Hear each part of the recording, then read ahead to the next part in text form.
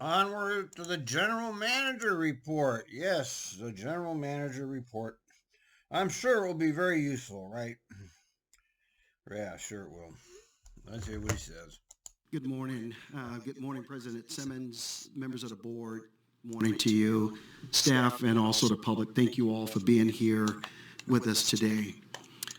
This morning, we're going to be sharing timely information with you. We're going to talk about our September ridership numbers. We'll provide the results of the annual audit by ID Bailey. And then I will introduce our newest member of the leadership team, our executive The leadership team! director of transportation. So let me start with ridership with you. TriMet has provided close to 4.7 million rides in September. That's 4.7 million. That's not passengers, by the way. That's rides. And each rider usually does 4 rides a day. Gets on to go to work, gets on to go off. That's two, gets on and off. That's up nearly 17% from last year. We continue to average more than 1 million rides per week.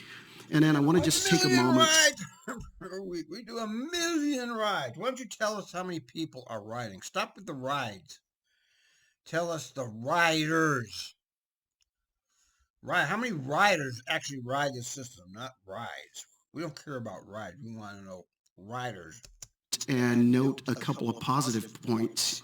Our weekly bus ridership grew 14% over last year. Our MAX ridership was up more than 23% over last year, and our West ridership was up more than 27% from 2001. Yeah, from 100 riders to 125 riders. The ridership on our frequent service lines remains strong, as does the weekend ridership. So I want to do a quick focus with you also on the weekend. On bus, weekend ridership has rebounded to 69% of pre-pandemic levels. Our weekend ridership on MAX is even stronger at 71% of pre-pandemic levels as well. So if we just look at ridership on our frequent bus service lines, September ridership was 74% of pre-pandemic levels. That's actually pretty good. Too bad their service can't actually meet the demand. Too bad you ruined your bus service. You have no operators. You can't meet your demand at all. And you have no idea the amount of dissatisfaction the riders are experiencing here. But from his point of view, it's all great. Look, we're doing great. Here's the numbers. Yeah. So these are bright spots that I'm bringing forward. Our overall September ridership was down nearly 46% compared to our strong pre-COVID September ridership numbers. Next, I would like to welcome our representatives from ID Bailey, if you could come up. They will present the results of our annual audit of internal controls and also financial planning. This morning we have Ahmad Garebe here with us, and also we have staff with Ahmad to be able to do that. So, Ahmad, thank you. Thank you. Thank you for having me. This is the annual report for the district. This is the annual financial report for the district. The scope of the audit is to ensure that the financial statements are fairly stated in all material respects. Along with that, because you receive federal funding and state funding, you have to go through certain state compliance audits and federal compliance audits as well. The audit starts, or is divided into 3 phases. That's how we typically divide it. It's the interim phase, the final phase, and effectively a reporting phase. Interim phase in which we take a look at the compliance and we take a look at the internal controls. It's a lot of work, a lot of interviews with the district staff.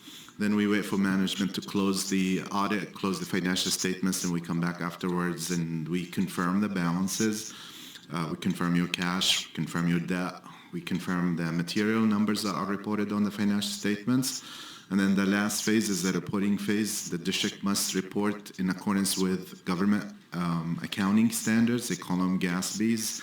And we work with the district in ensuring that these financial statements are fairly stated. The work is actually done. Communication with those charged with governance, you mean criminal class, the criminal class of America that steals your tax money and tortures you with it. Done by management.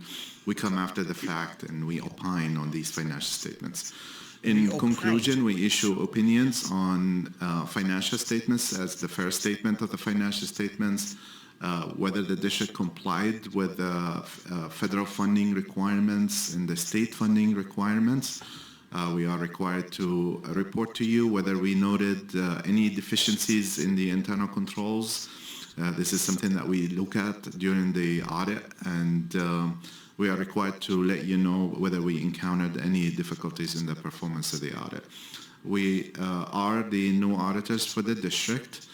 This is our first year. First year is always a lot more work than the subsequent years. There's a lot of things to understand, the financial transactions that are reported. And I'm pleased to let you know that we issued clean opinions on the financial statements, federal compliance, state compliance. We actually had no adjustments to the financial statements, and we encountered no difficulties in the performance of the audit. Management has been very cooperative in giving us the information that we needed. They assisted us in connecting with third parties. As I mentioned, this is a confirmation process, and then we confirm these numbers. So we encountered no difficulties in the performance of the audit. And that's the results of the audit. And with that, I'll be more than happy to take any questions. Are there any questions? Like what? Seeing none, thank you. Thank you. That's it? Thank you, Ahmad, and thank you, Kara, also for the report. Appreciate it. Yes, you're all wonderful. You didn't do anything wrong. Your financial statements are all accurate, blah, blah, blah. There's never been a time where the audit came back negative in the history of me watching this. Also, We don't have any independent audits, okay, where TriMet is not paying for their own audit. What you really need is an independent audit in which TriMet is not involved with the payment. That would be the way to do it, but no. finally this morning, I would like to introduce Anessa Vitko, if you could come forward. She's our new Executive Director of Transportation. Anessa returns to TriMet from CTRAN, where she served 4.5 years as the Chief Operations Officer. Prior to that, she established her transportation career right here at TriMet. I don't remember her at all. Anessa was a planner and a manager of customer information before she took on the role of Senior Manager of Customer Experience. I don't ever heard of her. Senior Manager of nothing, basically. Customer experience is crap, okay? It's crap.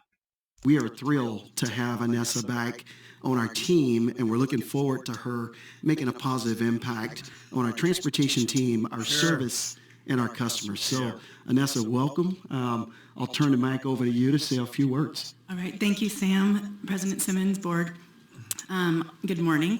I'm really excited to be back at TriMet. As Sam mentioned, I started my career here. I was sad to leave, but you have to take opportunities when they come to you. And yeah, you got to be a careerist. The whole thing is about career. We know that. Once you're in the loop there, it's just nothing but up.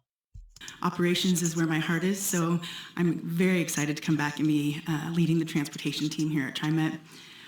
Especially with the current leadership that's in place, not only at the board level, but at the executive level under Sam and others that have joined. I'll tell you, it's been a wonderful homecoming so far. I've been welcomed back with balloons and flowers and hugs and a lot of excitement to make. Yeah, they just live in the whole parallel universe over there. The executives are living the life, boy, and all you guys in the trenches, you're getting shit on every fucking day. They're just having a party. Really positive changes. So I really do get looking forward to getting to know all of you guys. I'm looking forward to working with you as we look how we can reshape and reimagine our service to our community and how we serve them the best that we can. That I want to rebuild our resiliency and our ridership. As you heard Sam already speak about a little bit, we are on our way, and that's very exciting. And additionally, I really want to look at how we can reinvigorate our workforce. The frontline employees are incredible. I'll tell you how. First of all, you pay them the $6,000 you owe them. And second of all, you change the pay scales. You move them. If you're not going to bring back the benefits and the pensions, move those pay scales up. Instead of starting at 24, you start them at 34. You make these people valued, and you value people by money. Just like the general manager, they're always whining about the market for general managers requires us to pay a lot of money so we can get talent.